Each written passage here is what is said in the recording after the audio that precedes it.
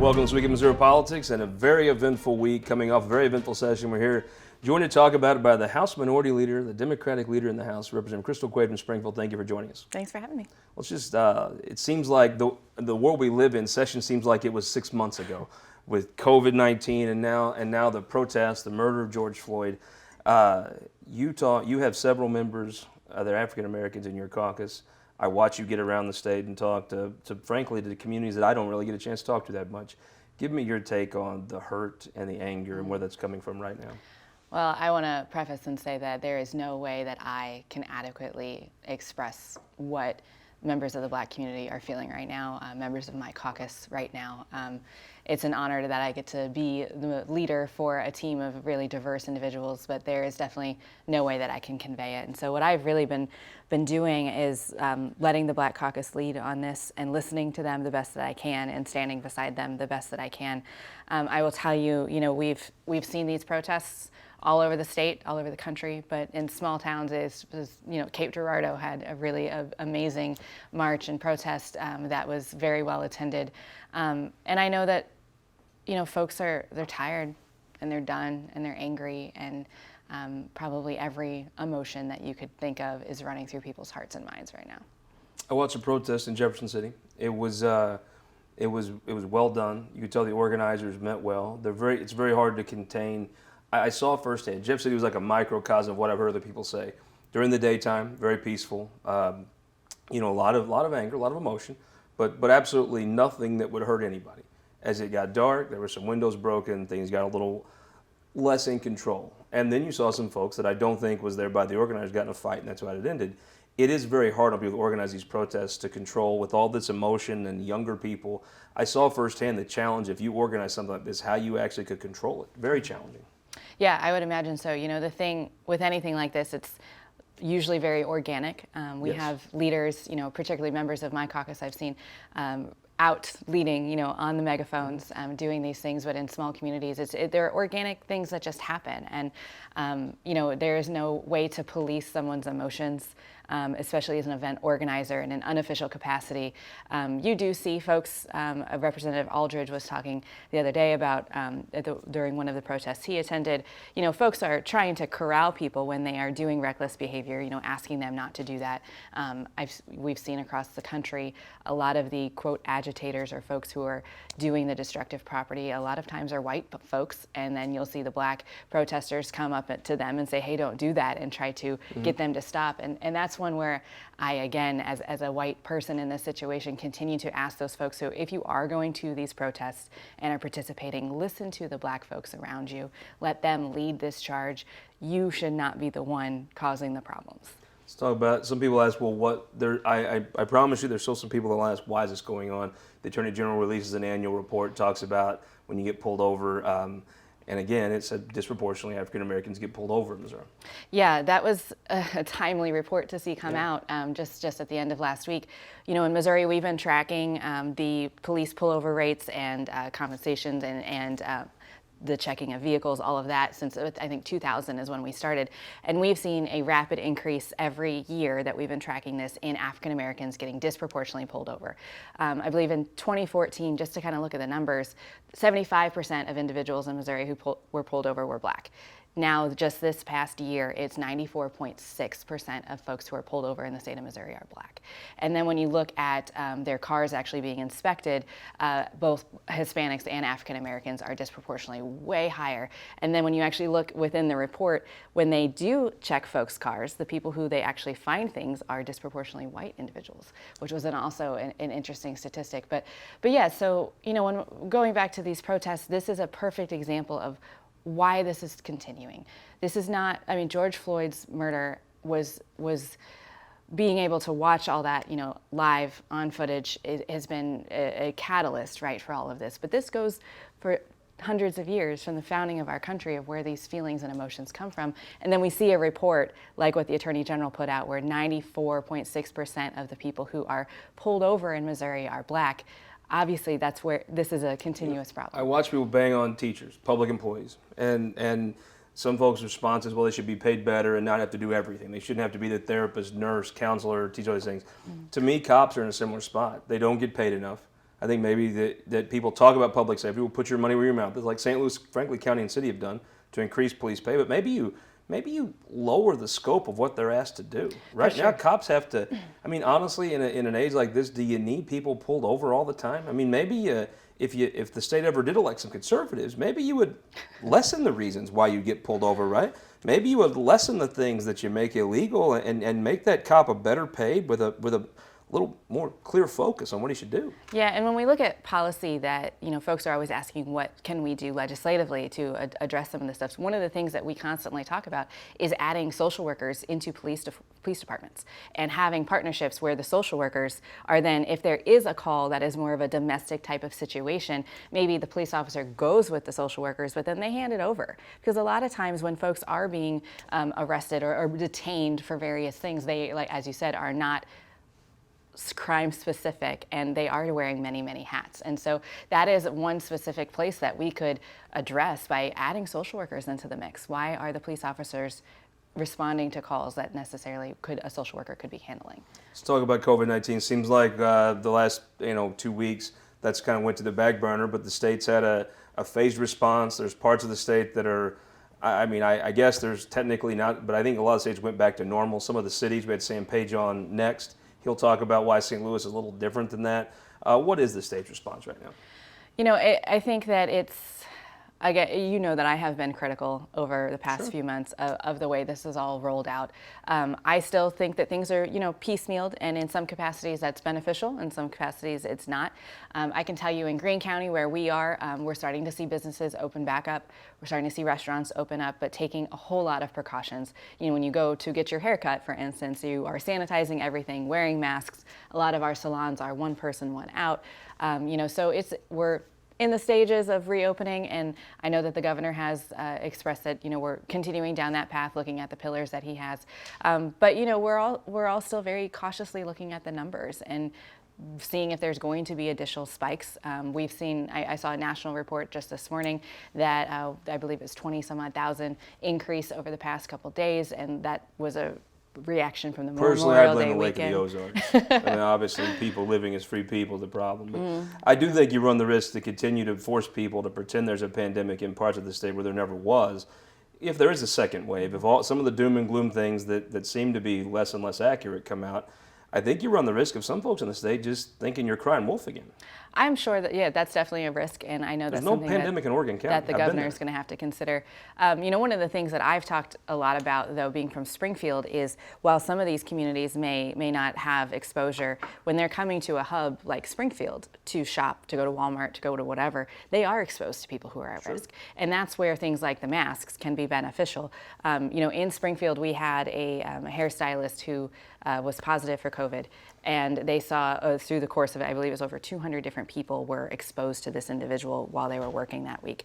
And the thing is, though, at that facility or that salon, everyone was wearing masks. And we have not seen any people contract from being exposed to that one individual. There's a lot of Missourians you're not going to get to wear a mask around, but one thing I think has been wrong is I've seen some people make fun or mock somebody for wearing a mask. Yeah. I don't think anybody wears a mask because they want to. They wear a mask because they think they're keeping folks safe or keeping themselves safe. I mean, that's your right to wear a mask any damn place you please, right? And I would say the counter to that is recognizing that if someone isn't wearing a mask, that there could be reasons why they're not. They could be asthmatic. They could be a sexual assault survivor who can't handle being, having something over their face. There are a lot of reasons why people are or are not wearing them, and that's where we just need to have some grace in this conversation. I like that word. There's a cause you fought for. It's Planned Parenthood. They have a location in St. Louis. There was a recent, I guess they took it to court to try to get it shut down and keep it open. They ended up winning. Now, I'm a simple West Butler County hillbilly. You're a big-time political power broker. What happened with this? Can you get an abortion in Missouri? Yes, you can. And so what this court case was about was the state of Missouri was not issuing a license to the facility in St. Louis. And so St. Louis the Planned Parenthood challenged it in court, and they won. And that was, through those court proceedings is where we learned that Director Williams was tracking women's menstrual periods. There was a whole lot of things that happened. But essentially, at the end of the day, Planned Parenthood is still open, and they're still able to see their patients. That's interesting. And we're going to have Rick Stream on later in the show discussing the bill the governor signed this week to allow you to have COVID-19 as a reason to get an absentee ballot. I know some folks think this is just a way to swipe votes for Democrats. Some folks think this is the way of the future. It does seem to me, if you can get it safe, make it as convenient as possible. For sure. And what's funny about this bill and hearing kind of both of those perspectives, if you look at how the votes went out, we had Democrats vote against the bill, we had Republicans vote against the bill, we had right and left voting for the bill. And so this was a compromise in true legislative fashion, where folks were up till 3 in the morning negotiating, where we started with one bill, and I can tell you the Democrats did not like the original bill. We went back and forth, and there are pieces of it that we didn't love and pieces, but that's compromise. Is this the first step, though, towards a mail-in ballot system? I definitely hope that it is. Our military votes mail-in. Our congressional folks vote absentee when they're in D.C. I vote absentee when I'm in Jefferson City. And we, looking at both. Most of us just lie on our form to vote absentee. Well, some people may do that, but there's a lot of evidence that shows that mail-in voting and then no excuse absentee are protected and safe ways to move forward. And so many other states are already moving in that direction. And when you move in that direction, you see increased voter turnout. And it's not just among Democrats, it's among everyone, and particularly our seniors, because it's just easier. Especially in this climate. Especially. I wanted to get into politics with you. Maybe you'll come back as the campaign rolls on and talk about some of the House races around the state. I would love to. Thank you so much. We'll be right back. St. Louis County Executive Sam Page joins us after this. Mike Parson served in law enforcement for 22 years. A former sheriff, Parson is tough on crime. Governor Parson is standing up for victims, investing in better mental health services, and cracking down on violent crime and drugs. Governor Parson's anti-crime initiatives have led to the arrests of hundreds of violent criminals and gang members. A former sheriff, a conservative, tough-on-crime governor. Mike Parson is making Missouri families safer.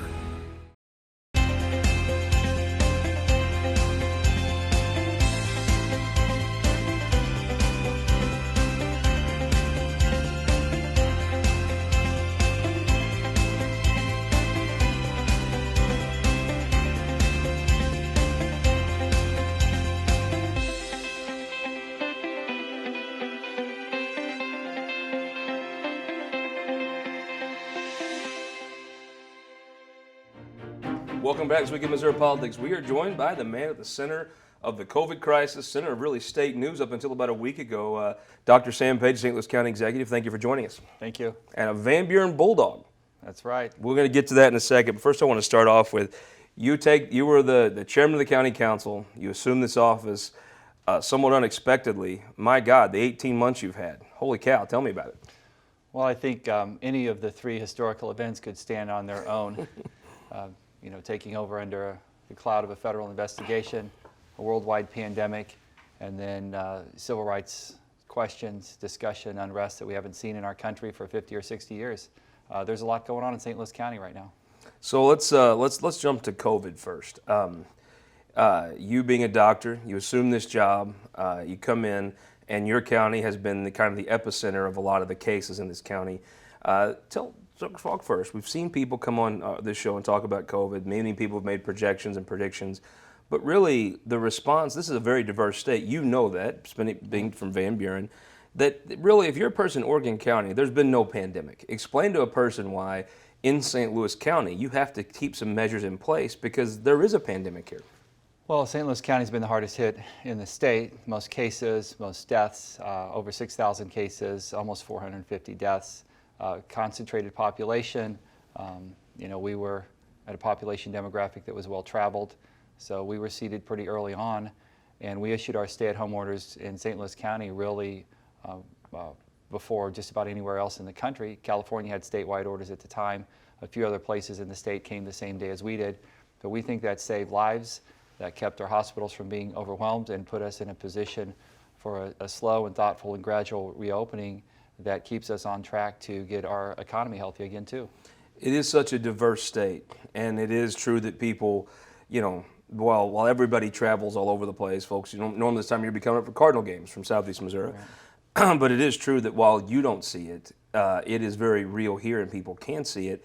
And while maybe the people in some parts of the state are just kind of worn out with it because they haven't seen the effects of it, the sacrifice they've made, The folks here in St. Louis County, I think, actually want a pretty aggressive response to this because they do know people that have this. Yeah, I think when it's your friend, your neighbors, family members that are in the hospital, that are sick, that are worried, everybody knows somebody or knows of someone, and this is real to them. We have enough critical mass here where they expect thoughtful leadership. Healthcare is a big industry in St. Louis County, so everybody kind of understands it and are engaged and have high expectations that our local government will make smart decisions. And we are working pretty well with our pandemic task force. The hospital systems are working well together. I talk to Steve Ellman and Lyda Cruzen probably every other day, and I know our staff are in constant communication, and we've pretty tightly coordinated our response. Let's talk about what maybe you're a doctor. You have a little bit better insight into this than most people in your position. When can folks maybe go back to a gym? When can they walk into a restaurant and not see a bunch of signs taped up saying they can't very many people come in? What do you think folks will start to feel like life is coming back to normal in St. Louis County? Well, this is our new normal. Our new normal is social distancing. It's 6 feet away from someone if you don't have a mask on, and if you're going to be around them for more than 15 minutes, we have to recognize that COVID moves around in aerosolized droplets, and we need to limit that opportunity for movement. If we can limit the spread of COVID in our community to, one person spreads it to one person instead of one person to three, then we can move around as a community and exist in this new normal until we have a vaccine, until we have better medical therapies. We're going to have a lot of restrictions in our movement and our activity. That doesn't mean we can't be more active and more mobile than we are now. It's just going to be done differently. Where's that curve? I mean, I think that a lot of folks in Missouri feel like they have flattened that curve. I mean, there's some of the more dire projections haven't came in for the majority of the state. But I mean, would you say St. Louis Countyans have helped, and is the curve flat right now?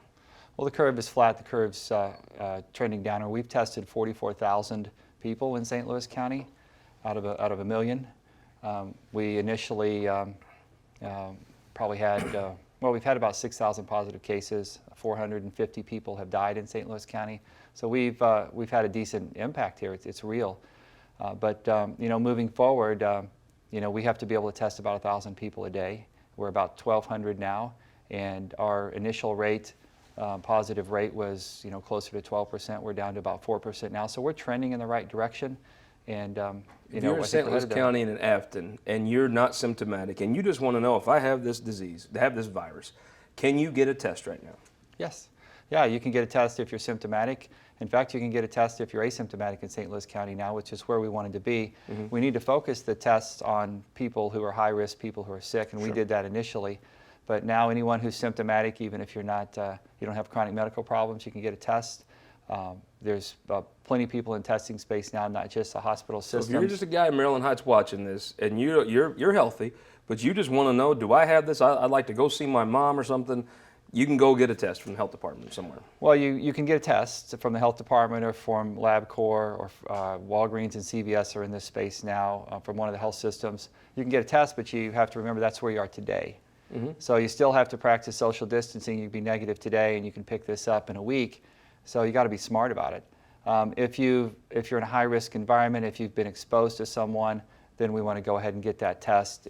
But it does take 5 to 7 days to turn positive. So if you were, in a crowded setting the day before, you get a test today, you may be negative today, you could turn positive in a week. So let me ask you about that. Obviously, on everyone's mind, really kind of leaving COVID became the protests, the murder of George Floyd. I noticed that your response has been a lot of communication, pretty direct, but you haven't set a curfew. You and Quentin Lucas in Kansas City have not where the city did. Explain, folks, why you took a little bit of a different path than the city did. Well, whether it's public health or public safety, I'm going to follow the advice of the professionals. And certainly on the public health side, I have a little bit better understanding of what COVID means and the basic fundamentals of public health. On public safety, I followed the guidance of our law enforcement. And they told me we had a couple of hot spots, a couple of places they were worried about in the county. But the county's a big place, it's a diverse place. So we focused our attention on those hot spots. Ferguson had a curfew. I think Brentwood initiated a curfew, and Ferguson and Brentwood, Richmond Heights tend to be the focus right now. That's where our resources are going to be, and as long as those resources can move about and take care of folks, then I think that's what needs to happen. Give a little bit of an understanding. You've been county executive. it's a bit of a diverse county. People don't really see that, but if you live here, you do see the diversity that comes from north to south, east to west. I've come to believe that this many people, there is a point to this. There's a lot of people, not just St. Louis County, a lot of Missourians that feel like they're treated differently by the government than other people. Tap into what you've learned from listening to folks talk about this. Well, I think we do have a problem with racism in our country. It means different things to different people, but it's not necessarily intentional. I think it's as much of an inclusion problem as anything. Inclusion is something that someone feels. So you may not necessarily mean to be discriminatory in how you approach someone, but some of this is instinctive, some of it's cultural, and that has to be broken down. And we're not there yet. It's as much of an understanding as anything else. But we do have a problem with racism in our country, and this, what we're in the middle of now, is how do you treat people in a police setting? But this racial question, this tension, doesn't just touch police-citizen interactions. It touches everything. It touches access to health care. It touches education, opportunity, job access, employment. It touches a lot of things in our country, and we need to talk about it. It doesn't mean everyone's perspective is always right, but we need to be having these tough conversations, and this is a time to do it. And we need to be able to separate the protesters from the criminals that are looting. And I think the protester movement is becoming more sophisticated in separating themselves from those individuals because they don't want their message hijacked. And I think we need to listen to what the protesters are saying. Dr. Page, thank you so much for joining us on This Week in Missouri Politics. Thank you. We'll be right back. We're going to talk a little elections with the head of the St. Louis County Election Board, Rick Stream, after this. All across Missouri, our new car and truck dealers are building strong local economies. When you buy a car or truck in Missouri, you're helping to support over 20,000 Missouri families who rely on the auto industry for good-paying local jobs. You're also helping fund our communities, schools, first responders, and our roads because dealers generate millions of dollars in tax revenue.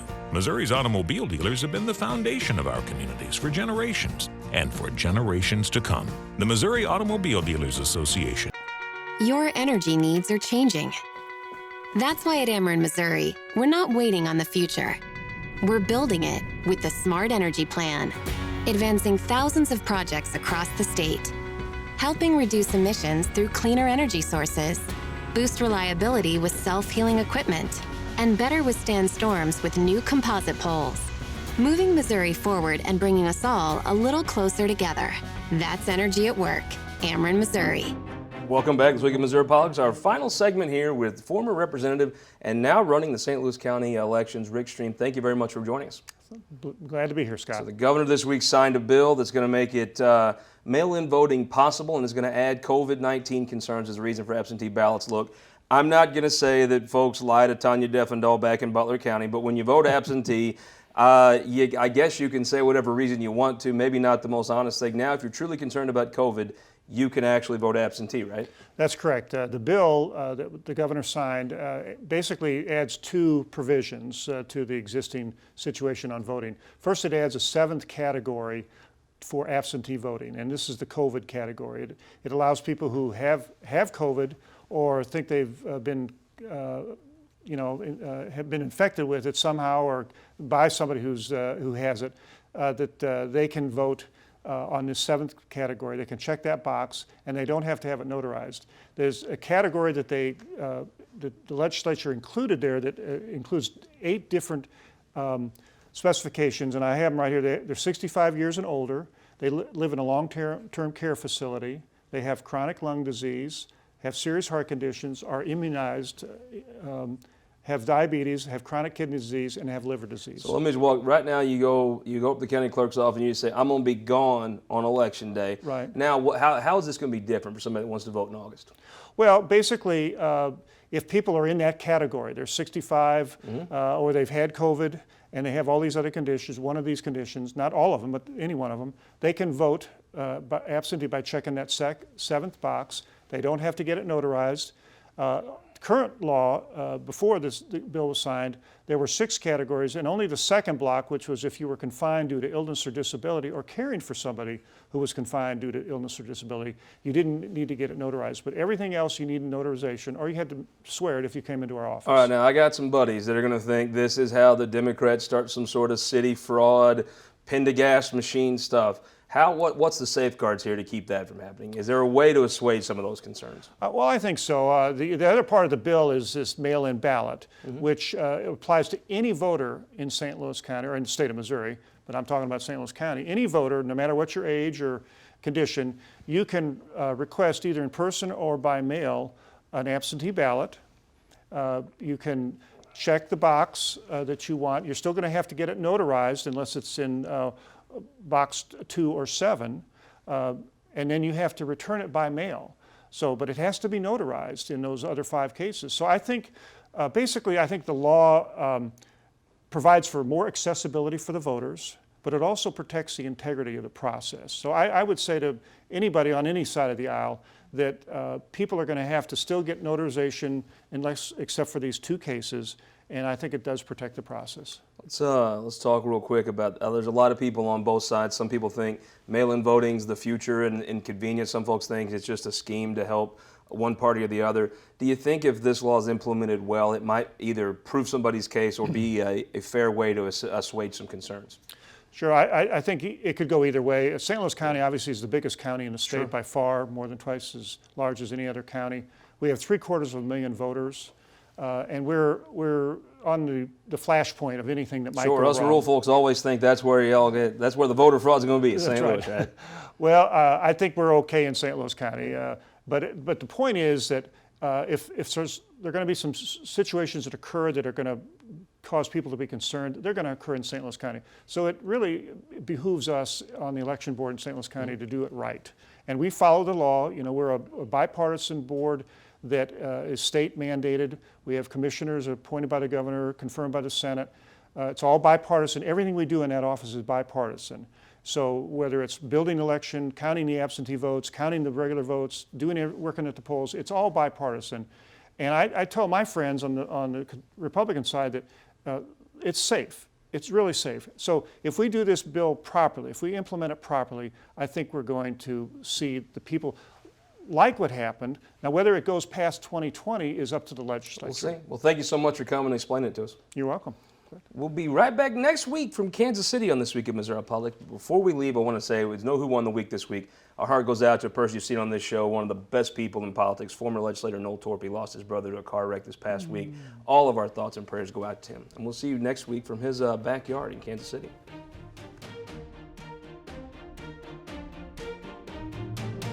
This Week in Missouri Politics, sponsored by the Missouri Association of Career Fire Protection Districts, Spire, and Sterling Bank.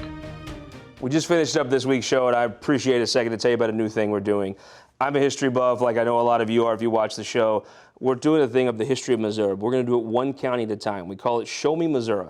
We're going to travel to all 114 counties of the state. We'll have a member of the Farm Bureau, county elected officials, some of your state legislators you see here on the show.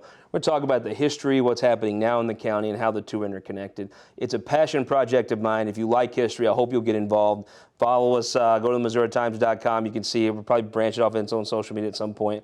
But you've been so good to us at the Missouri Times, the show, different papers. This is a passion project that I hope you'll enjoy. It's called Show Me Missouri, the history of Missouri, one county at a time. The first county was Polk County. We had a great time. And we hope you'll go to MissouriTimes.com, find a little bit about it. And if you like the history of the state, I hope you'll enjoy it.